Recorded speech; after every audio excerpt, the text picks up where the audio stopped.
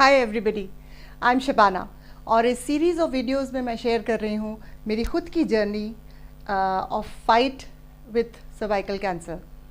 आज मैं आपके सामने खड़ी हूँ। पिछले साल ही सन 2022 में 2 फरवरी को ये डिटेक्ट हुआ था। उसके बाद सर्जरी, रेडिएशन, कीमो और पूरा ट्रीटमेंट लेने के बाद, बहुत सारे साइड इफ़ेक्ट्स झेलने के बाद, कुछ अच्छा न्यूट्रिशन, कुछ अच्छे डॉक्टर्स की मेहरबानी, सबसे ज़्यादा ऊपर वाले की मेहरबानी, अपनों की दुआएं, इस सब के एक कॉम्बिनेशन से मैं आज आपके सामने मौजूद हूँ। मैं कल बात कर रही थी आपसे कि इस ट्रीटमेंट के दौरान न्यूट्रिशन की कितनी इम्पोर्टेंस है और बैलेंस न्यूट्रिशन। देखिए, न्यूट्रिशन एक बहुत वास्ट सब्जेक्ट है, बहुत बड़ा टॉपिक है, समुद्र के जितना वास्ट है ये टॉपिक। न्यूट्रिशन से हम क्या समझते हैं? हमारी बॉडी को बहुत सारे न्यूट्रिएंट्स की ज़रूरत होती है ऑन अ डेली बेसिस, जिसमें कुछ मैक्रो न्यूट्रिएंट होते हैं, कुछ माइक्रो न्यूट्रिएंट होते हैं।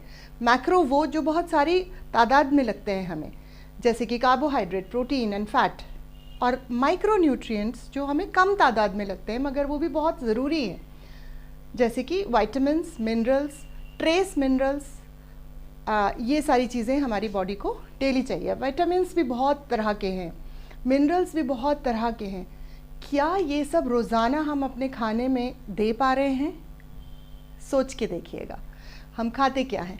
दूसरी बात, वेरी इंपॉर्टेंट थिंग, एक तो हम उतना वैरायटी वाला खाना नहीं खाते। हम 5 या 6 कलर की वेजिटेबल्स या फ्रूट्स डेली बेसिस पे नहीं खाते, जिससे हमें पूरे एंटीऑक्सीडेंट्स मिल सकें, ये विटामिन्स एंड मिनरल्स मिल सकें। ऐसा नहीं होता। नॉर्मली हम लोग दाल सब्ज़ी रोटी, और वो भी पका के, भून के, उसके विटामिन्स ख़त्म करके और फिर खाते हैं।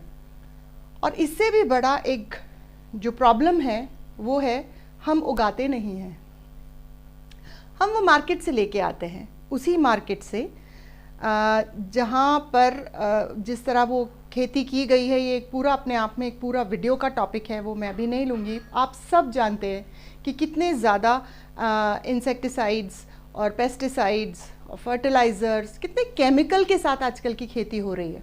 और ये केमिकल कहीं ना कहीं हमारी बॉडी में इन सब्जियों और इन फलों के माध्यम से जा रहे हैं, और कहीं ना कहीं ये भी वन ऑफ द रीज़न है फॉर कॉजिंग कैंसर। कैंसर जैसी ख़तरनाक बीमारियों की वजह ये भी एक है। बहुत सारी वजह होती है, उसमें से one of the reason is the chemical going inside our body through food, vegetable and fruits and other things. हम बहुत जंक खाने लगे हैं आजकल लोग, बहुत कलर यूज़ हो रहा है, बहुत सारी चीज़ों से ये हमारे अंदर जा रहा है। तो अभी मैं बात कर रही थी कि जब रेडिएशन स्टार्ट होता है, बहुत सारे सेल्स डेली बेसिस पे जल रहे हैं, डैमेज हो रहे हैं। बॉडी उनको वापस बनाने की कोशिश करती है, मगर बॉडी के पास अगर उसका रॉ मटेरियल नहीं होगा तो उसको मुश्किल होगी उसको बनाने में। ये रॉ मटेरियल सबसे ज़्यादा इम्पॉर्टेंट प्रोटीन है। और मुझे ना सिर्फ मेरे डॉक्टर ने, मेरी डाइटिशियन जो हॉस्पिटल से ही असाइन थी, उन्होंने भी बोला आपको प्रोटीन का इंटेक बढ़ाना है। प्रोटीन का इंटेक बढ़ाना है, ठीक है, कैसे बढ़ाना है? तो उन्होंने बोला आप वेजिटेरियन हो या non vegetarian? I said non vegetarian. So she said कि आप तो बहुत सारा आपके पास ऑप्शंस है, आप चिकन खा सकती हो, आप अंडा खा सकती हैं, आप बहुत सारे ऑप्शंस उन्होंने दिए। पनीर में होता है प्रोटीन ये। मैंने कहा ठीक है, ये तो ठीक है। बट जैसे ट्रीटमेंट स्टार्ट हुआ, फिर समझ में आया ज़बान का टेस्ट चला जाता है। 24/7 मतलब 24 घंटे नौशिया की फीलिंग रहती है, जी मतलाता रहता है, और कुछ भी खाने का दिल तो सवाल ही नहीं उठता।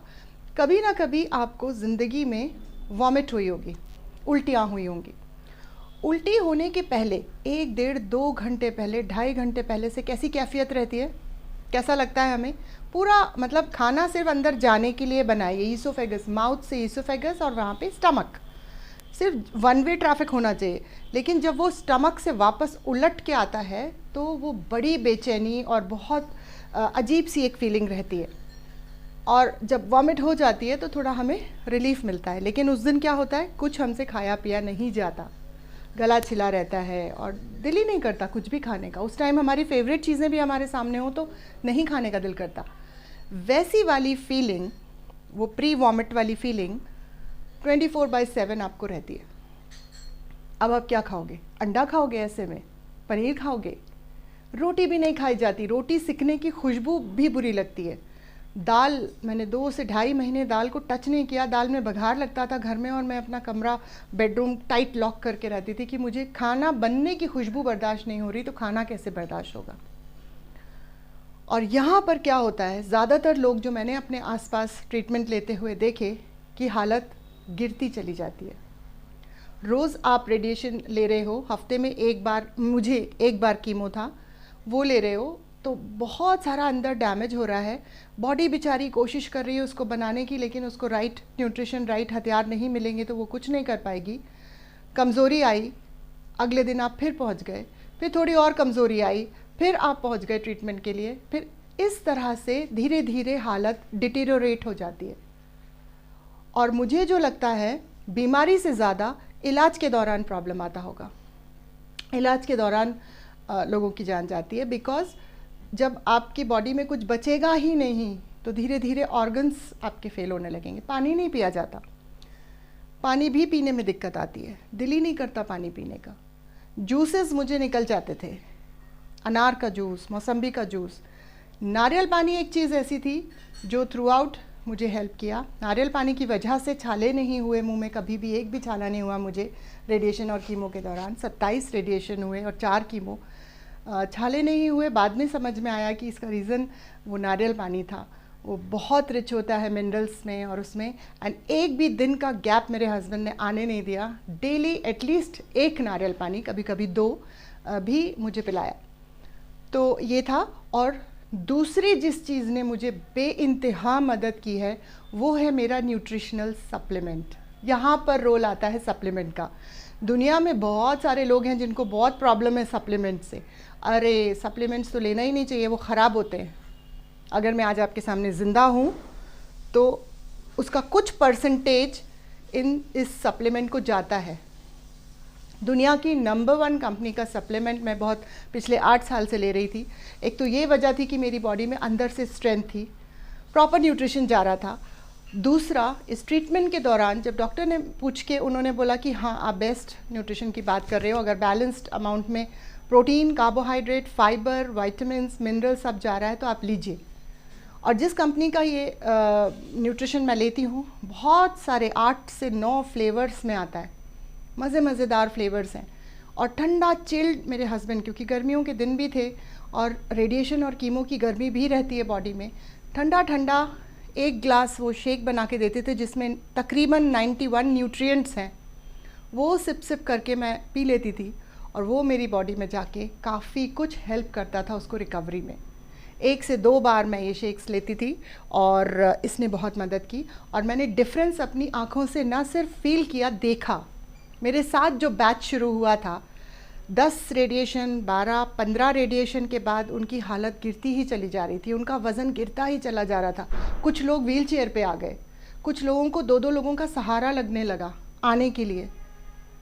और मैं, ओह अल्हम्दुलिल्लाह, मैं सीढ़ियों से उतर के अपना चल के जाती थी। ऑफ कोर्स वीकनेस मुझे भी आ रही थी। ऑफ कोर्स कभी कभी जब लिफ्ट में डंडा पकड़ लेते थे तो लिफ्ट मैन अपनी सीट ऑफ़र कर देता था, क्योंकि उसको मालूम था, वो दिन रात देखता था कि रेडिएशन के मरीज़ों का क्या हाल होता है। तो ये सब मैं आज आपके सामने शेयर कर रही हूँ। मुझे एक बहुत बेहतरीन न्यूट्रिशन मिला हुआ है। और डीएम करिएगा, लोगों तक इस चीज़ को पहुँचाइएगा। वो मुझे डायरेक्ट कांटेक्ट कर सकते हैं, मुझसे गाइडेंस ले सकते हैं कि क्या लेना चाहिए ऐसे में। देखिए ज़िंदगी बहुत बहुत बेहतरीन है और गिव अप मत करिए, इस चीज़ से भी जीता जा सकता है। आज से 100 साल पहले तो डायबिटीज़ भी बहुत हुआ थी। आज डायबिटीज़ घर घर में 2 से 4-5 लोगों को होती है और बड़े लाइटली लिया जाता है, बच्चों को होती है। आज से शायद 50 साल बाद कैंसर को भी ऐसे ही लाइटली लिया जाएगा कि अरे ठीक है, तुम्हारे घर में 1 को हुआ, मेरे घर में तो 4-4 कैंसर पेशेंट्स हैं। ऐसी नौबत ना आए किसी के साथ भी। मगर फिर भी अभी की हालात में अच्छा न्यूट्रिशन, ट्रीटमेंट के दौरान, ट्रीटमेंट के बाद इतनी जल्दी कम बैक करने में जो मेरी हेल्प हुई है, वो उसको बहुत बड़ा क्रेडिट मैं इसको देती हूँ। And I would like to help people with this wonderful nutrition. Thank you so much, bye bye.